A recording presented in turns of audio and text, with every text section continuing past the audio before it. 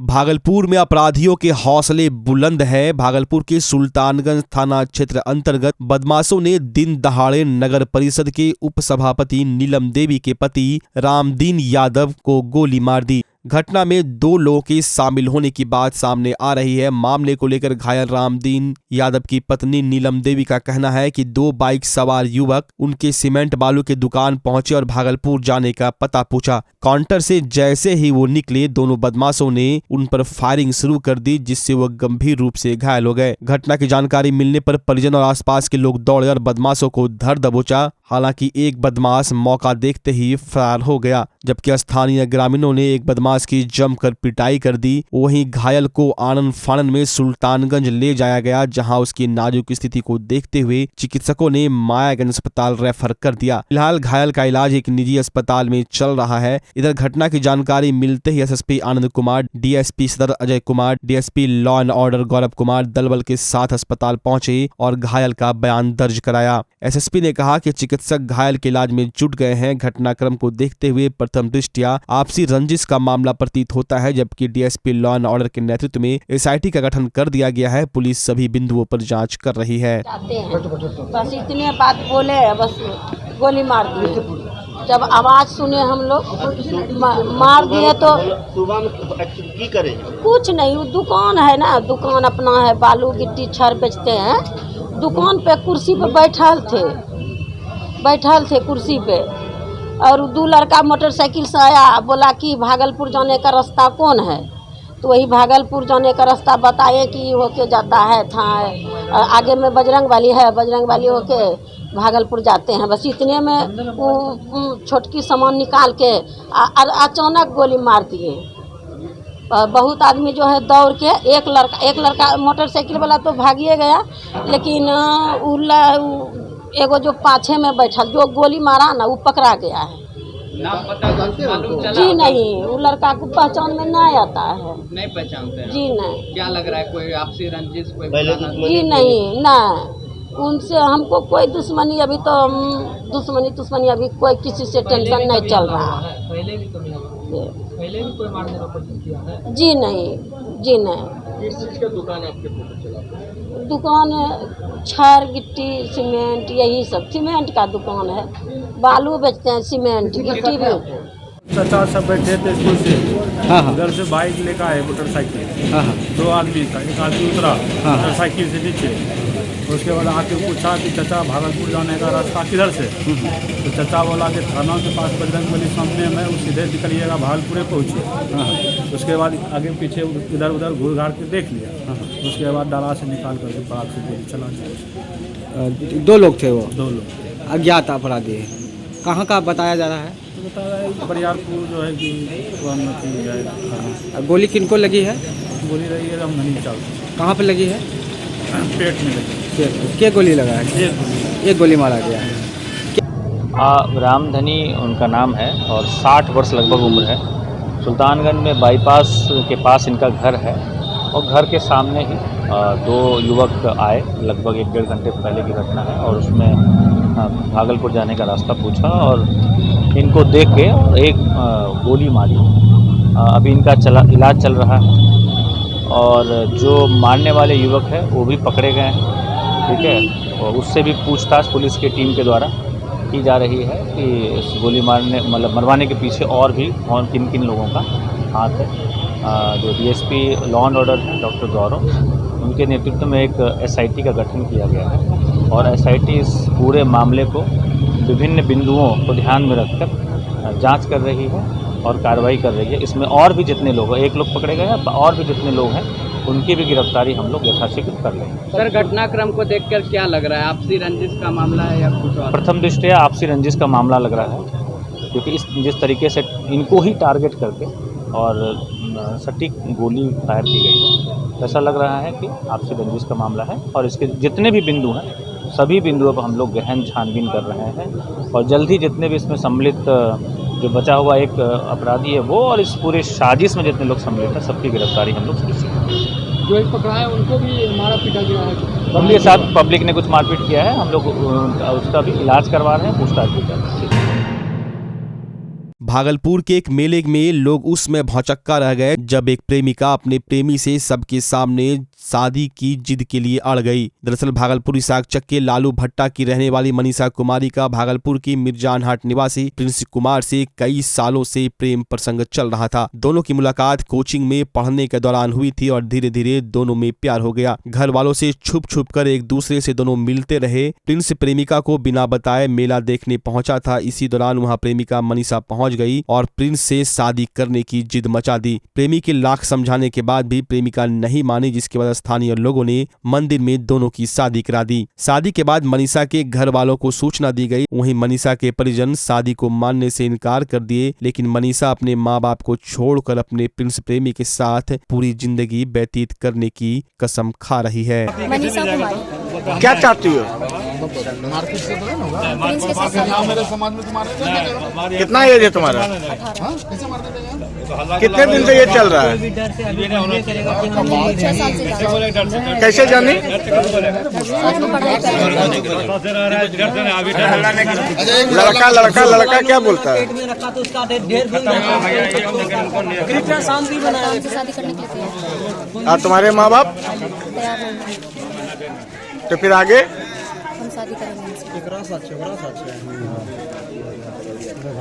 लड़का से करना चाहती हो? क्या नाम तुम्हारा? प्रिंस कुमार। क्या हो रहा है यहाँ अभी? यहाँ यही शादी ब्याह के मतलब लेके आए, उसी में तुम लेके आए हो? मतलब दोनों मेला में मिले तो फिर ही आई, तब तो हम लेके आए। अच्छा, अभी क्या चाहते हो? अभी चाहते ही अगर शादी करेगी तो फिर हम भी करने को रेडी है। गार्जियन बोलेगा तो? क्या गार्जियन मतलब मम्मी पापा बोलेगा क्या नहीं करना तब? हम करेंगे, ये अगर करेगी तो हम करेंगे। कितना एज है तुम्हारा? मेरा आधार कार्ड के हिसाब से 19 साल। क्या लड़का हो रहा था अभी यहाँ? आज एक लड़का एक लड़की को लेके यहाँ आया था रात में, तो मेरे द्वारा लड़की के गार्जियन को बुलाया गया था। लड़की के गार्जियन आए थे, उसके माँ और मामा लोग आए थे। तो लड़की लड़का से प्यार कर रही थी और उससे शादी करने का जिद पे अड़ी हुई थी और लड़की की माँ उसका इनकार कर रही थी। हम लोग के सहमति से हम लोग शादी कर चुका था, तो हम लोग के सहमति से हुआ कि लड़की को उसके माँ के सुपुर्द कर दिया जाए। माँ के सुपुर्द जब किया तो उससे मामा लोग उसको बलजबरी मारने लगे, घसीट से मार रहे थे। तब हमने अपने SHO साहब को पवरगंज प्रमोद बाबू को फ़ोन किया और वो दल बल के साथ यहाँ आए और मामला को शांत कराया और यहाँ लड़का लड़की का शादी हो चुका था। शादी हो चुका? तो लड़का कहाँ का है? लड़का यही का हटिया का है। भागलपुर के नाथनगर के मधुसूदनपुर ओपी क्षेत्र के कौआकोल अम्बेडकर चौक के पास 19 फरवरी की सुबह नूरपुर के रहने वाले 25 वर्षीय अमर कुमार का शव पुलिस ने बरामद किया था। पुलिस ने घटना का उद्भेदन करने के साथ ही 4 लोगों को गिरफ्तार किया है। वहीं 7 mm बोर की एक पिस्टल भी पुलिस ने बरामद की है। वरीय पुलिस अधीक्षक आनंद कुमार ने बताया कि घटना के बाद सिटी DSP के नेतृत्व में टीम बनाकर घटना की छानबीन की गई, जिसमें तकनीकी अनुसंधान और छापेमारी के बाद मृतक के मौसेरे भाई सचिन को गिरफ्तार किया गया, जिसके बाद मामला का खुलासा हो पाया। मृतक युवक ने घर में खुद सुसाइड किया था और घटना को छिपाने के लिए मृतक की माता पिता, मौसेरे भाई और बड़े भाई के द्वारा सबको रात में नाले में जाकर फेंक दिया गया था और पुलिस को भ्रमित कर रहे थे। लेकिन घर से ब्लड के नमूने भी मिले हैं। वहीं घर के पीछे के नाले से पिस्टल की भी बरामदगी की गई है। इस घटना में 2 अन्य लोगों की गिरफ्तारी के लिए पुलिस छापेमारी कर रही है। 19 तारीख को सुबह में मधुसूदनपुर एक थाना है नाथनगर का, OP है, वहाँ पे कौआकोल एक जगह है, उसके पास एक अम्बेडकर चौक है। वहाँ पे नाले में एक व्यक्ति जो नूरपुर का रहने वाला था, युवक था 25 साल का, उसकी डेड बॉडी मिली और उसके सर में गोली मारकर हत्या किया हुआ लगा हम लोग। उसमें परिजनों के बयान पर हत्या का मुकदमा दर्ज किया गया और उसमें अनुसंधान प्रारंभ किया गया। SDPO सिटी अजय कुमार चौधरी जी के नेतृत्व में एक टीम बनी, इसमें SHO मधुसूदनपुर, DIU प्रभारी सुशील और ASI दिलीप, सब इंस्पेक्टर आदर्श नंदन और प्रोबेशनर हमारे 2 प्रोबेशनर सब इंस्पेक्टर मिथिलेश हैं और कांस्टेबल बच्चन, संतोष, राकेश, नीतीश, अजय, इन लोगों की एक टीम बनी और इन्होंने इस पर अनुसंधान प्रारंभ किया। हम लोगों ने एफएसएल के जो फॉरेंसिक एक्सपर्ट्स हैं उनको भी बुलाया और उनके द्वारा घटनास्थल का विजिट किया गया और उसमें हम लोगों ने तकनीकी अनुसंधान प्रारंभ किया और उसके आधार पर और आधा दर्जन से ज़्यादा लोगों से पूछताछ की गई और उसके आधार पर हम लोग घटनास्थल को स्थापित करने में सफल रहे और जो घटनास्थल था इस पूरे घटनाक्रम का, वह जो मृतक का घर है नूरपुर में, वही घटनास्थल था। वहाँ से हम लोगों को 3-4 जगह से ब्लड के नमूने मिले, ब्लड मिला, जिसको कि मृतक के परिजनों के द्वारा उसको धुल के साफ किया गया था।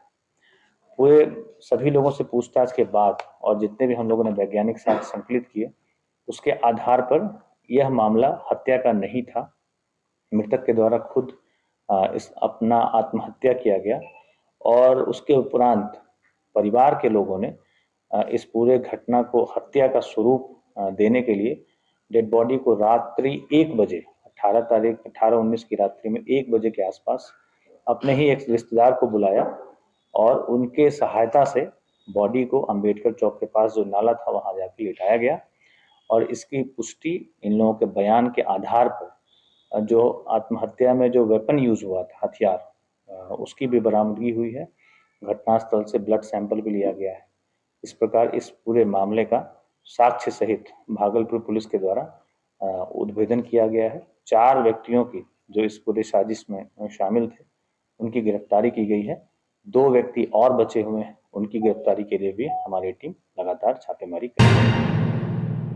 बिहार कृषि विश्वविद्यालय सबौर में 3 दिवसीय क्षेत्रीय किसान मेला सह कृषि उद्यान प्रदर्शनी का आयोजन किया गया। कार्यक्रम 23 फरवरी से 25 फरवरी तक चलेगा। कार्यक्रम का विधिवत उद्घाटन भागलपुर के सांसद अजय मंडल के द्वारा दीप प्रज्वलन कर किया गया। कार्यक्रम की अध्यक्षता डॉक्टर DR सिंह के द्वारा किया गया। कार्यक्रम की शुरुआत फीता काट कर व आसमान में गुब्बारा छोड़कर किया गया, जिसके बाद सभी सम्मानित अतिथियों ने विभिन्न स्थलों का मुआयना किया। भ्रमण के दौरान भी कई स्थलों का उद्घाटन मुख्य अतिथियों द्वारा किया गया। स्टॉल में पोषक वाटिका, महिला सशक्तिकरण, बिहार के विभिन्न मुख्य पर्व पर झांकी, मशरूम, मखाना, विभिन्न प्रकार के फूल, फल और सब्जी, शहद, गुड़, मसाले, दलहन, तिलहन और धान, गेहूं के बिचड़े, जैविक खेती का स्टॉल भी आकर्षण का केंद्र बने हुए हैं। भ्रमण के दौरान सभी अतिथियों ने उनके बारे में भी जाना। उद्घाटन सत्र कार्यक्रम में मंच पर गोपालपुर विधायक गोपाल मंडल, नाथनगर विधायक मोहम्मद अली अशरफ, बिहार विधान परिषद के सदस्य विजय कुमार सिंह, भागलपुर के उप महापौर डॉक्टर सलाउद्दीन अहसन, तिलका मांझी भागलपुर विश्वविद्यालय के कुलपति डॉक्टर प्रोफेसर जवाहर लाल, बिहार विधान परिषद के सदस्य संजीव कुमार सिंह,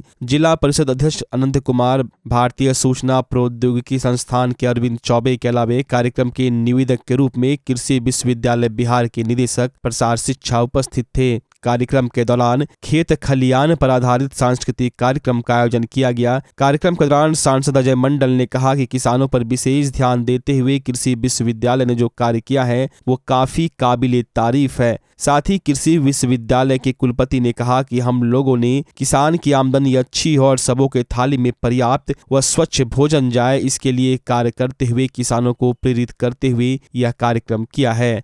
हमारे कृषि विश्वविद्यालय के द्वारा जो भी प्रशिक्षण दिया जा रहा है, यहाँ का जो प्रोडक्ट है, जैसे कभी हमने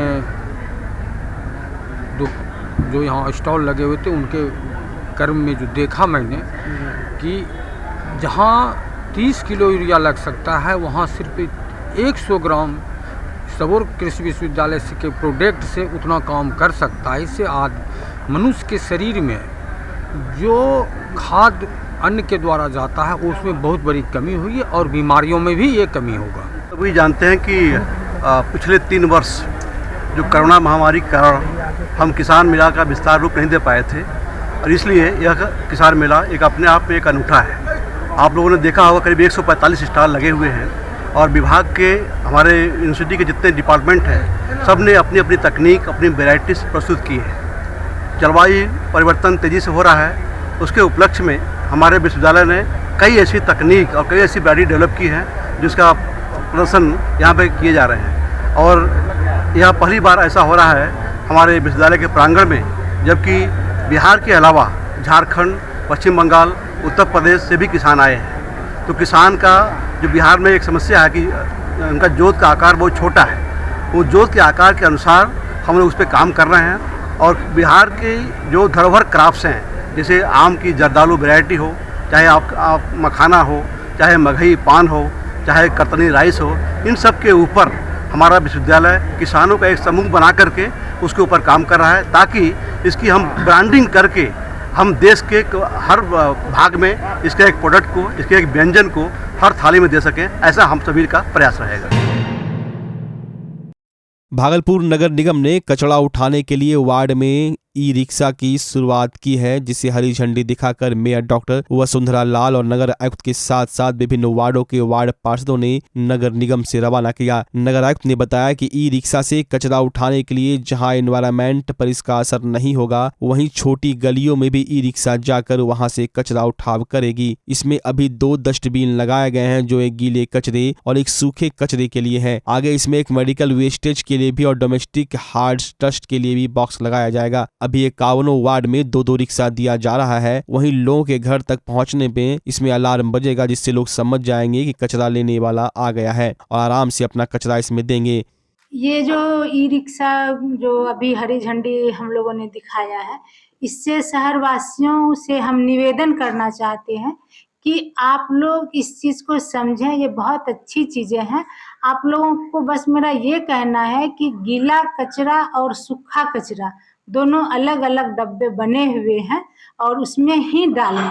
और उसके अंदर भी 2 डब्बे और लगेंगे, जिसमें आपको बायोमेडिकल वेस्ट डालना है और हजार्डस वेस्ट डालना है। दैट मीन्स हजार्डस वेस्ट हुआ जैसे आपके घर में शीशे टूट गए, कांच के बर्तन टूट गए, तो उसके लिए अलग डब्बा है। और कभी कभी किसी के घर में कोई बीमार हैं, बूढ़े हैं, उनको इंजेक्शन देने के लिए कोई आते हैं, उनका कॉटन है, गज है, निडल है, तो उसके लिए एक डब्बा अलग रखा जाएगा, वो उसमें बायोमेडिकल वेस्ट में वाले डब्बे में जाएगा। और इसकी अब मैं खासियत बताती हूँ। ये ई रिक्शा की ये खासियत है कि सबसे पहले तो ये इको फ्रेंडली है, मतलब इससे कोई पॉल्यूशन नहीं होगा। चार्जिंग सिस्टम से ये चार्ज होगा और चलेगा। और इसमें जो है फिर आपको इतना इसका छोटा है ये कि डोर टू डोर चला जाएगा। छोटी छोटी सकरी गलियों में भी ये जा करके कचरा कलेक्ट करेगा। तीसरा है कि इसमें सेंसर लगे हुए हैं। इस सेंसर के जरिए हम लोग इस पर निगरानी रखेंगे कि ये हमारा सही जगह में जा रहा है कि नहीं, और मतलब कि कचरा उठा रहा है कि नहीं, तो इससे प्रॉपर जानकारी मिलेगी। और जो इसमें बातें हैं, इसमें बेल लगी हुई है, उसमें आपको सूचित किया जाएगा कि आप लोग आएँ और इसमें कचरे वाले डब्बे में कचरा डालें। आप लोग हमको बहुत ज़्यादा सहयोग करिए। आपसे निवेदन है कि जब तक आप लोग सहयोग नहीं करेंगे, आप लोग अवेयर नहीं होंगे, तो हम कुछ नहीं कर पाएंगे। आप लोग हमको सहयोग करिए, बहुत ये अच्छी चीज़ है और हमारा घर साफ होगा, हमारा भागलपुर स्वच्छ होगा। लगता है कि बिहार में भागलपुर में इसकी शुरुआत हम लोगों ने की है कि जो भी कचरा डोर टू डोर का कलेक्शन होगा वो हमारे ई रिक्शा के माध्यम से होगा। इसमें गीला कचरा और सूखा कचरा दोनों का उठाने के लिए व्यवस्था है। दोनों तरीके की, नीले और हरे रंग की इसमें जो है वो डब्बा लगा हुआ है गाड़ी में।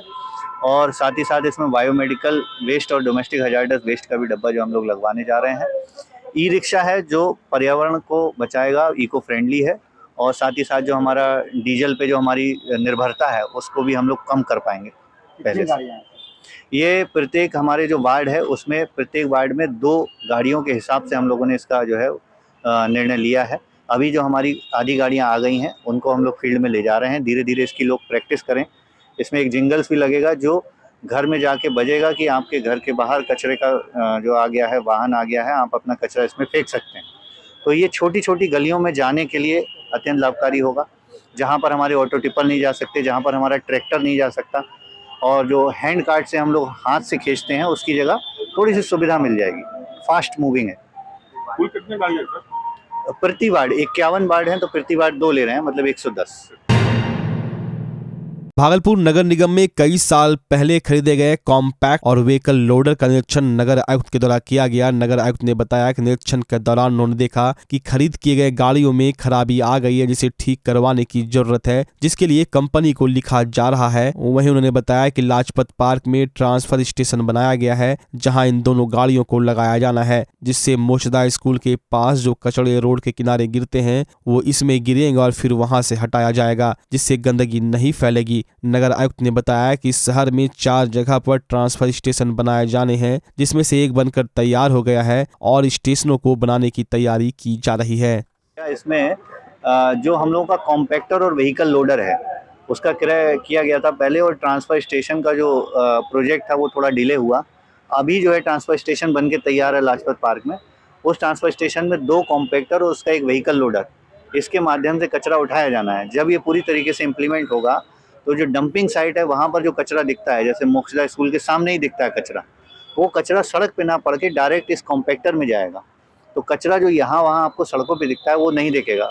वो तो अभी एक ट्रांसफर स्टेशन है, ऐसे 4 ट्रांसफर स्टेशन हम लोग खोलने जा रहे हैं। गाड़ी की क्या स्थिति है? गाड़ी में जो अभी पाए हैं, इसका जो टायर है वो ठीक नहीं है, ट्यूब टायर सब खराब लग रहा है इसका देखते हुए ही प्राइमा फेसी में। और जो हम लोग रिपोर्ट बनवाए हैं उसमें भी सर्विसिंग से लेके हाइड्रोलिक से लेके कहीं कहीं इंजन में कुछ दिक्कतें आई हैं। तो हम लोग वारंटी पीरियड के बाहर हैं, उसको जल्दी से जल्दी मरम्मती कराते हुए फंक्शनल करा के हम लोग ट्रांसफर स्टेशन में इंस्टॉल करवा देंगे। भागलपुर के तपस्वी नर्सिंग होम में रोगियों का देहांत हो रहा है, तो कभी केके नर्सिंग होम में, तो कभी मायागंज अस्पताल में, तो कभी सदर अस्पताल में। लोग खर्चा तो कर रहे हैं लेकिन उसका सही सदुपयोग नहीं हो पा रहा है। अगर हवाई सेवा भागलपुर में बहाल हो जाती है तो शायद ऐसी मौतें भागलपुर को नसीब नहीं होगी। यहाँ का बुनकर व्यवसाय हो या फिर भागलपुर का कतरनी चूड़ा, जर्दालू आम, सभी पर संकट मंडरा रहा है। अगर हवाई सेवा भागलपुर से प्रारंभ हो जाती तो व्यवसाय भी बढ़ेगा और रोगी अपना इलाज भी आपातकालीन स्थिति में जाकर करा पाएंगे। इसको लेकर eastern Bihar chamber of commerce and industries के साथ साथ हवाई सेवा संघर्ष समिति ने मोर्चा खोल दिया है और यहाँ के लोगों ने चरणबद्ध आंदोलन शुरू कर दिया है। Eastern Bihar chamber of commerce and industries के अध्यक्ष श्रवण बाजोरिया का कहना है कि भागलपुर एक कमिश्नरी है, फिर भी यहाँ पर हवाई सेवा नहीं होना भागलपुर के लिए गवारा नहीं है। वहीं जहां हवाई अड्डा है वहां पर करोड़ों रुपये सरकार खर्च करके बाउंड्री दिलवाई, रनवे बनवाया, लेकिन वो सब धूल फांक रहा है। अब स्मार्ट सिटी के खर्चों से फिर से बाउंड्री वॉल में प्लास्टर व रंग रोगन का काम प्रारंभ हुआ है, यह कहीं से सही नहीं है। भागलपुर के नजदीकी कई जिले में हवाई सेवा प्रारंभ कर दी गई है या फिर करने की बात चल रही है, लेकिन भागलपुर उदासीन है। भागलपुर को समानांतर पुल देने की बात कही गई थी, वो मामला भी अटका हुआ है। अब सवाल यह उठता है कि इतनी उदासीनता भागलपुर के साथ ही क्यों? ये मांग बहुत पुरानी है। इसके पूर्व में भी इसके लिए जो है काफ़ी प्रयास किया गया सारी संस्थाओं के साथ। भागलपुर को हवाई जहाज चाहिए। अगर अगल बगल में हमारे हवाई जहाज है तो भागलपुर क्यों नहीं? भागलपुर किस मामले में कमी है? सिल्क की नगरी है यहाँ पे, इतनी यहाँ पे ना सर दुकानें हैं, इतने लोग का आवागमन है। ये भागलपुर जिला नहीं है, भागलपुर कमिश्नरी है। पूर्व में बात उठाई गई थी कि मिनी हाई कोर्ट कहीं स्थापना हो, वो बात ख़त्म हो गई। अभी हमारे गार्जियन बताया जायसवाल साहब ने कि पुल डबल करने की बात, तो वो ख़त्म है। सुल्तानगंज में पुल बनने की बात हो तो बन रहा है, तो वो गिर रहा है। हवाई अड्डे की बात हो तो उसमें हमने करोड़ों रुपया खर्च करवा दिया सरकार का, लेकिन क्या हुआ? वो मोटरसाइकिल चल रही है, स्कूटर चल रही है, लोग वॉकिंग कर रहे हैं, लोग गोबर खोक रहे हैं, लोग गाय चरा रहे हैं। और आज फिर हमने पेपर में पढ़ा है कि स्मार्ट सिटी के फंड से वहाँ का दीवार बनाया जा रहा है, वहाँ बिजली बनाया जा रहा है। आखिर उस पैसे का होगा क्या? और सरकार ये कह दे कि उसमें हवाई अड्डा नहीं बनेगा, हम दूसरी जगह बनाएंगे, फिर जो कराना कराइए, लेकिन पैसे की बर्बादी सरकार का क्यों? ये जनता के काम में होना चाहिए। ये पैसा जगह का चिन्हित करना सरकार का काम है। हमारे यहाँ के जनप्रतिनिधि है, क्यों नहीं सोच पा रहे इस मामले में? चूँकि उनको भी परेशानी तो हो रही है, दिल्ली उनको जाना है, पटना उनको जाना है, उनको भी परेशानी हो रही है। अब वो जनता की परेशानी को देखने के लिए है, जनता उनको इसलिए चुन के लाई है कि आप जनता की परेशानी को देखिए। और ये बहुत बड़ी बात है।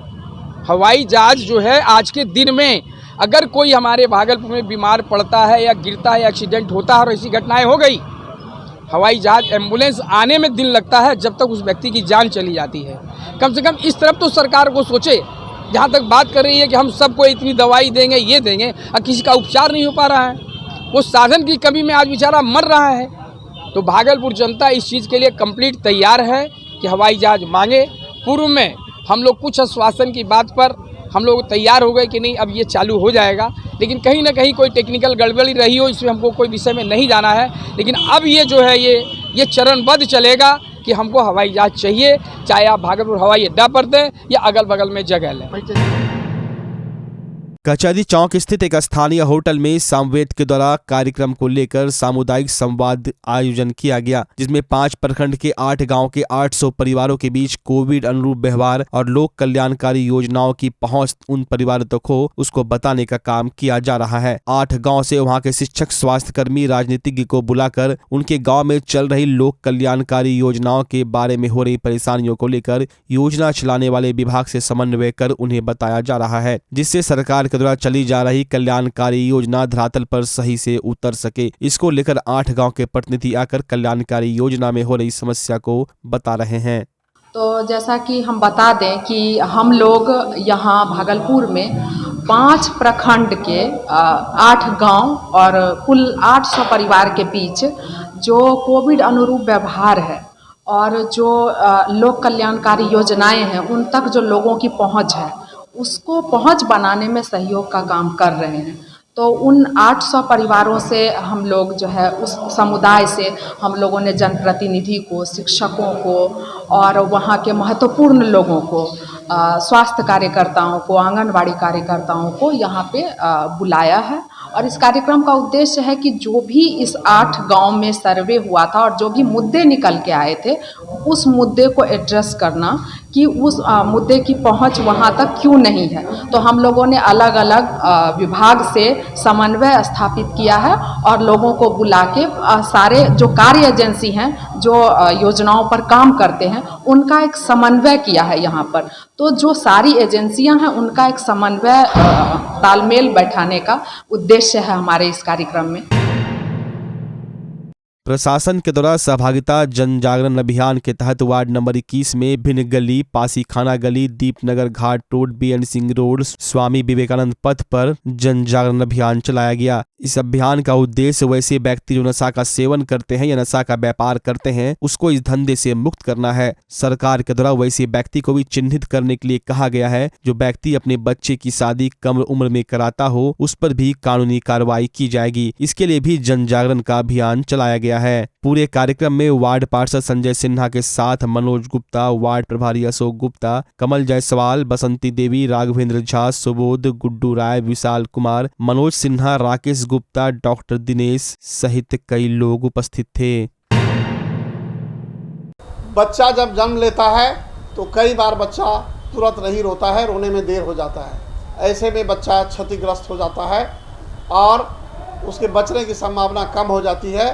और यदि बचा तो भविष्य में उसमें विकलांगता की समस्या आती है जिसे CP कहते हैं, जिसका कोई माकूल इलाज नहीं है और ज़िंदगी भर बच्चा विकलांगता से जूझ सकता है। ऐसे में पूरे संसार में कूलिंग थेरेपी का सहारा लिया जाता है।